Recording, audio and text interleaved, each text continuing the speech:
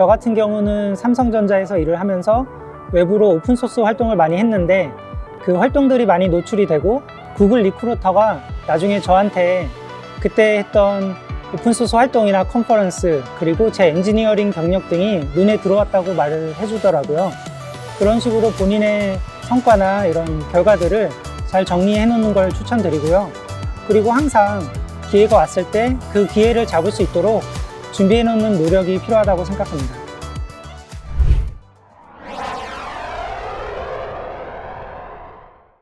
글로벌 대기업에 입사를 하기 위해서는 자신의 성과를 잘 정리를 하고 그걸 잘 표현할 줄 알아야 된다고 생각을 합니다. 겸손이 미덕이 아니라 자기 자신이 이루었던 결과들을 잘 PR을 할 줄 알아야 다른 사람들이 이해도 하게 되고 수많은 사람들과의 경쟁력에서 더 돋보이게 될 수 있거든요. 특히 한국 사람들한테 좀 아쉬운 것들이 자기 자신을 표현하는 데 약간 인색하다는 거였어요. 그래서 저도 그 부분을 극복하려고 많이 노력을 하고 있는데 다시 한번 말씀드리면 자신의 성과를 잘 정리하고 그걸 표현하는 능력을 많이 기르시길 부탁드립니다. 글로벌 대기업에 입사하는 방법은 여러 가지가 있는데 대부분의 경우에는 그런 기회가 있는지 모르는 상황이 많이 있어요. 저를 예로 들면 제가 삼성전자에서 일을 하고 있을 때도 구글에 입사하는 생각을 하지는 못했었는데 마침 리크루터가 연락을 줘서 입사를 하게 됐거든요. 그런 식으로 여러분들도 구글 채용 사이트에 들어오셔서 열려있는 많은 포지션들을 확인해 보시고 또 인턴 제도와 같은 학생들 분들께서 활용하실 수 있는 그런 기회를 많이 누리시기 부탁드립니다. 저는 기회를 만드는 것도 능력이고 또 기회를 잡는 것도 능력이라고 생각을 하는데요.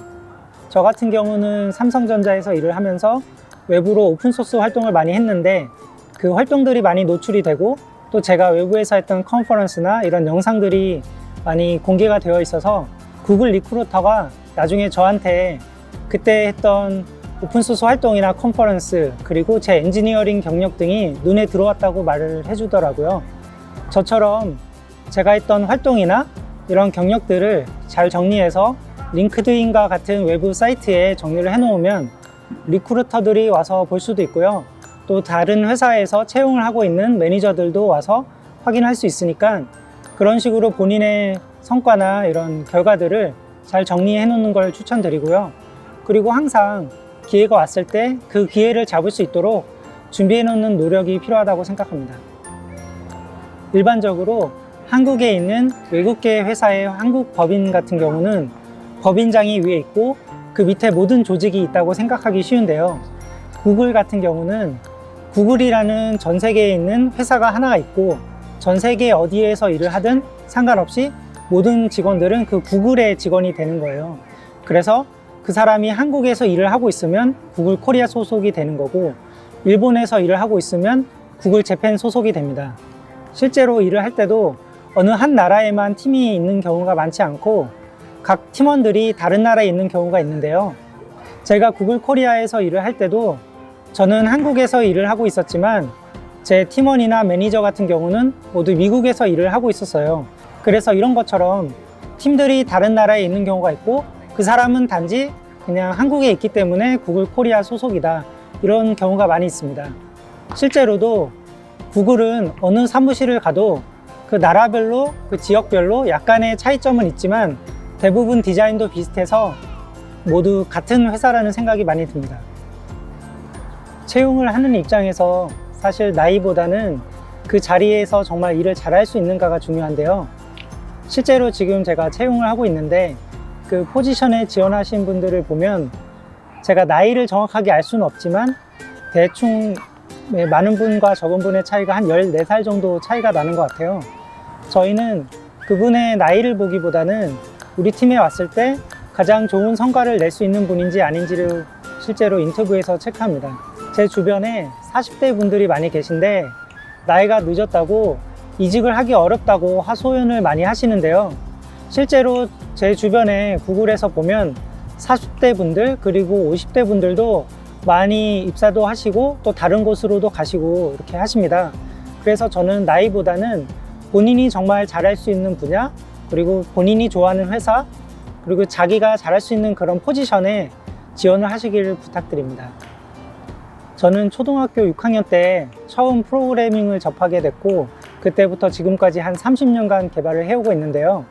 그 당시에는 컴퓨터가 많이 보급되기 전이라 저희 학교 반에서 딱 한 명만 집에 컴퓨터가 있었어요. 그래서 컴퓨터를 하려면 컴퓨터 학원이라는 곳을 갔어야 되는데, 제가 제 친구를 따라서 컴퓨터 학원을 갔는데 그때 처음으로 게임을 알게 됐어요.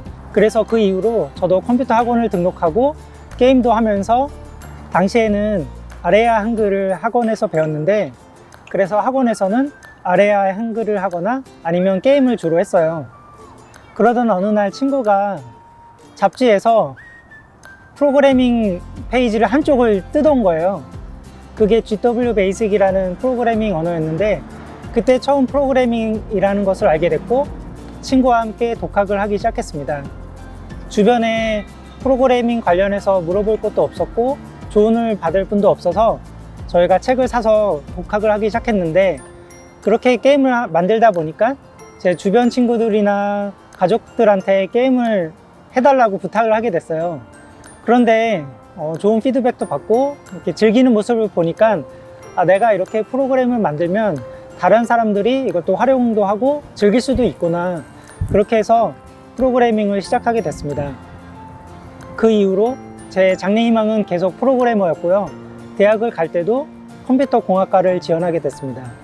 한국의 개발 문화라고 해서 특별히 정해져 있는 건 아니지만, 그냥 제 경험을 바탕으로 비교를 해보면 구글 같은 경우는 개개인의 자율성을 많이 보장해 주는 것 같습니다.